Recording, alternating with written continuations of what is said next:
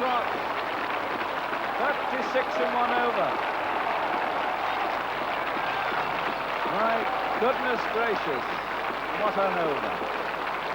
What a batsman. Right after our star movie, Elvis Presley plays the second half of a riverboat partnership consisting of Frankie and Johnny. She's not here tonight either. She's now going to drop a gracious word or two my way on Friday by way of satellite. However, at this very moment, even as we speak, by these very self-same means, we wing our way to Denver, Hollywood, home of Carringtons and Colbys. If you scoff in disbelief tonight, try scoffing in disbelief. Go on. Scoff, scoff, scoff. On Wednesday week, Priscilla was there, but I wasn't here. Last Wednesday I was here, but she wasn't there. Tonight, we're all here, if we're not all there. And in a scant moment, Game Priscilla will be winging her way into your homes by satellite. Let me keep you on further tenterhooks by telling you that the music tonight comes from the ether with our first guest, before she disappears in me again. In one bound, then, to Hollywood. And Dallas's Jenna Wade, otherwise known as Priscilla Beaulieu Presley.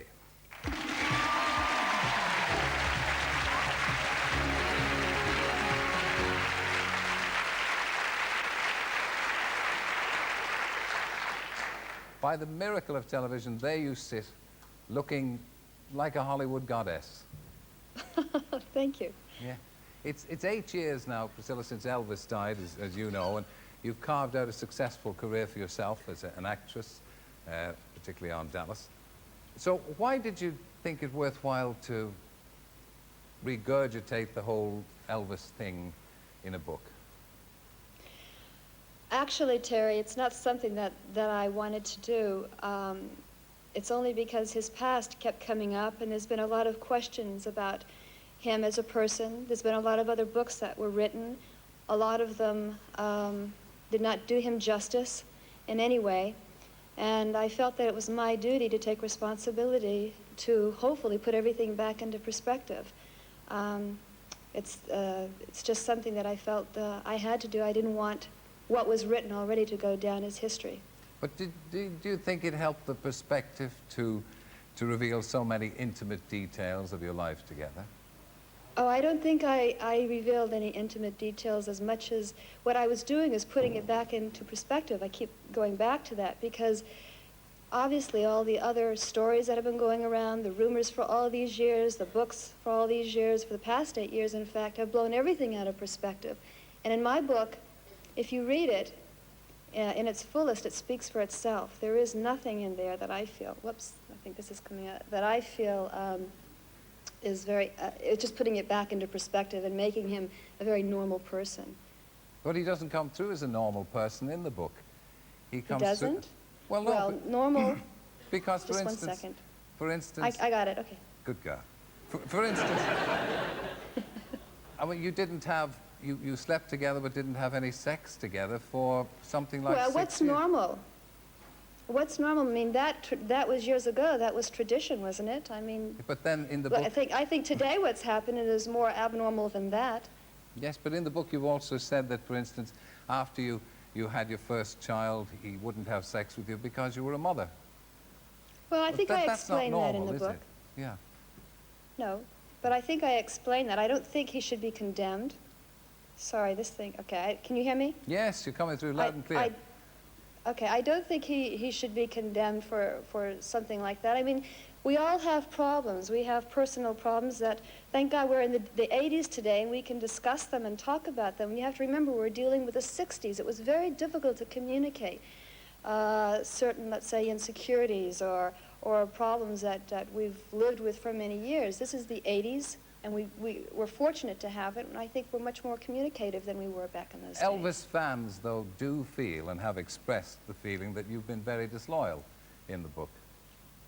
Right, I understand that, and I feel, I don't feel that way. I mean, I don't think many of the people here in the United States feel that way. The book has been #1 for 5 weeks. My daughter has read the book, in fact, not just once, but 3 times, and absolutely is ecstatic over it and puts, again, everything back into perspective. I think it's very painful what's been happening over there. It's not like that here. Have you read the book, Terry? Yes, I have. And do you feel that it's a disloyalty? I think that it makes him a human being. It makes him very sensitive. It makes him a person that one can deal with, and not this idol or this robot. I think it was, if people want to know what happened, it's in the book, and that's exactly what happened. I don't think I was harsh with him by any means.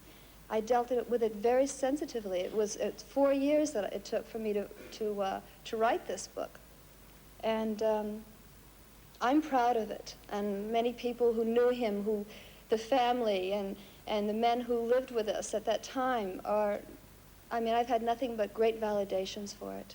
You met Elvis in Germany in 1959. You were 14, and he was 24, and he was already a star. What did he see in you? What did he see in me? Well, I don't know. What do you see in your wife? She wasn't 14 when I met her. It's just that as a 14-year-old, it seems extraordinary that he should be attracted to a 14. We can see what he would see in you now as a fully grown, extraordinarily attractive woman. But at 14... Well, I can't, again, there's eccentricities that go on, too. I mean, I must have attracted something that I brought out in myself, or that was already there naturally, that he liked. I don't think he made a mistake. I don't think I made a mistake. I'm not regretful for that.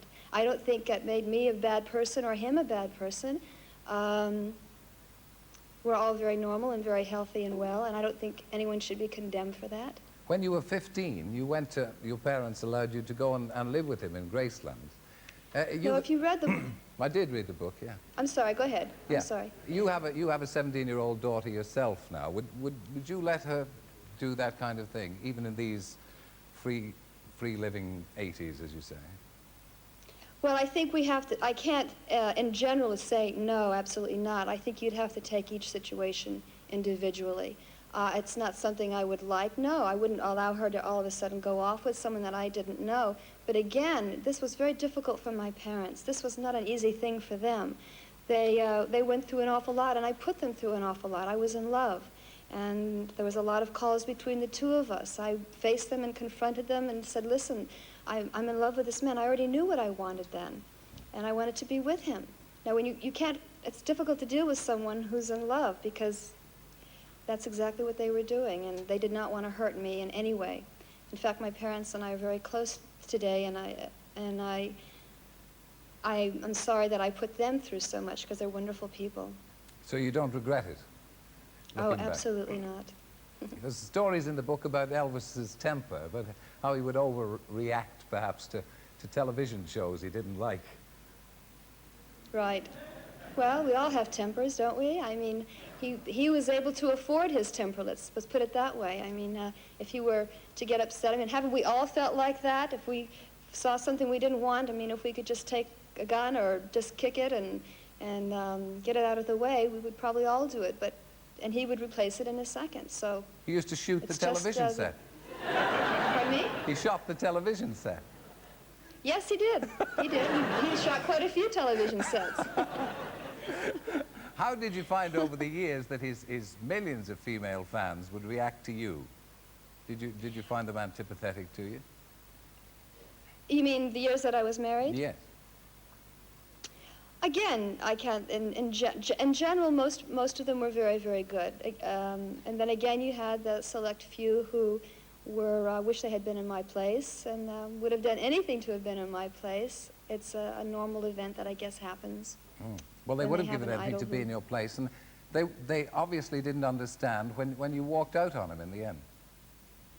No, I don't think many people could, but it was just a decision that I had to make, and I had to watch out for myself and more or less make the decision for myself. It was difficult. It was not easy.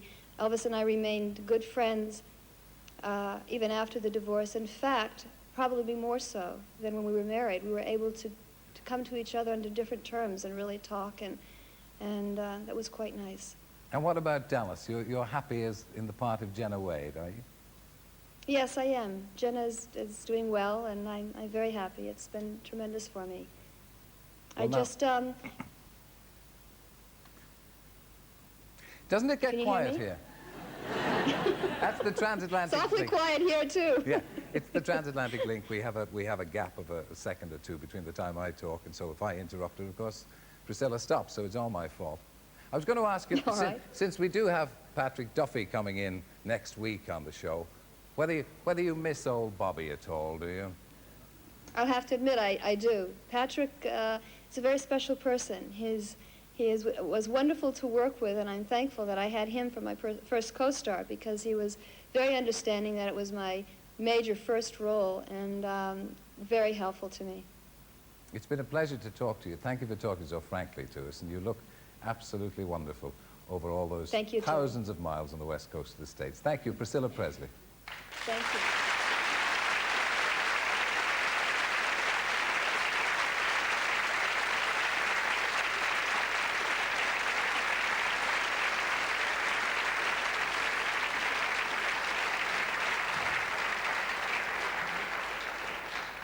Talking of Girls